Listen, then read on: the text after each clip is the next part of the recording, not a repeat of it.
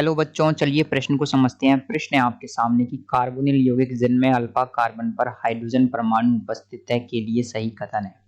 पहला विकल्प है कि ए विकल्प दे रखा है आपको, कार्बोनिल यौगिक जिनमें अल्फा कार्बन पर हाइड्रोजन परमाणु उपस्थित है यह इनके अनुरूप फिनॉल में आसानी से साम्यावस्था में होते हैं। यह प्रक्रम एल्डिहाइड कीटोन साम्यावस्था कहलाता है। दूसरा विकल्प है कि कार्बोनिल यौगिक जिनमें अल्फा कार्बन हाइड्रोजन परमाणु उपस्थित है ये इनके अनुरूप फिनॉल में आसानी से साम्यावस्था में होते हैं और यह प्रक्रम कार्बोनिलीकरण कहलाता है। तीसरा विकल्प है कि कार्बोनिल यौगिक जिनमें अल्फा कार्बन पर हाइड्रोजन परमाणु उपस्थित है यह इनके अनुरूप फिनॉल में आसानी से साम्यावस्था में होते हैं। यह प्रक्रम कीटोइनॉल चलावयवता कहलाता है। चौथा विकल्प है कि कार्बोनिल यौगिक जिनमें अल्फा कार्बन पर परमाणु हाइड्रोजन परमाणु जिनमें अल्फा कार्बन हाइड्रोजन परमाणु उपस्थित है यह इनके अनुरूप फिनॉल में आसानी से साम्यावस्था में होते हैं और यह प्रक्रम कार्बोनिलीकरण कहलाता है।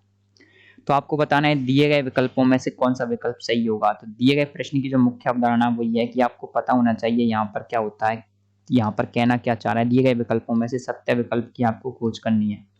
तो आपको कार्बोनिल यौगिकों से संबंधित क्या करना है, यहाँ पर सत्य कथन बताना है। तो सत्य कथन कौन सा होगा वो आपको बताना है। देखिए जिन कार्बोनिल यौगिकों पर अल्फा हाइड्रोजन पाया जाता है।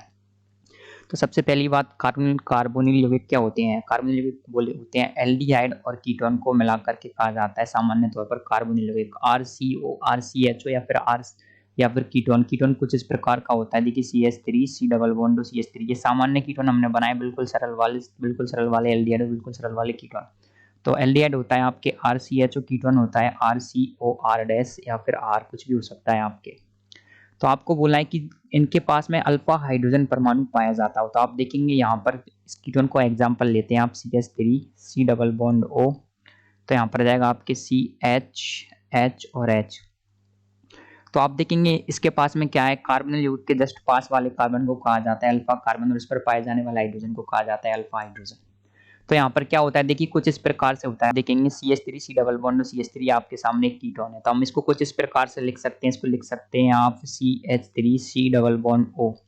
यहाँ पर ले सकते हैं आप एक हाइड्रोजन, ये वाला हाइड्रोजन और ये वाला हाइड्रोजन। तो देखिए इनमें होता क्या है, होता ये है कि ये वाला जो ऑक्सीजन होता है, ऑक्सीजन क्या करता है, जो ऑक्सीजन होता है अपने बॉन्ड को दे देता है यहाँ पर, और ये वाली हाइड्रोजन होती है अपने बॉन्ड को दे देती है यहाँ पर। तो इससे क्या बनता है, कुछ इस प्रकार का एक यौगिक बनता है जिसको आप बोलते हैं इनॉल। CH3COH डबल बॉन्ड यहाँ पर जाएगा आपके CH2।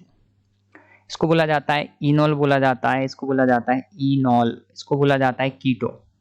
तो देखिए कीटोन और इनॉल यानी कीटो और इनॉल, देखिए कीटो और इनॉल के बीच में क्या हो रहा है, इसको जो पूरी की पूरी प्रोसेस इसको कहा जाता है चलावयवता।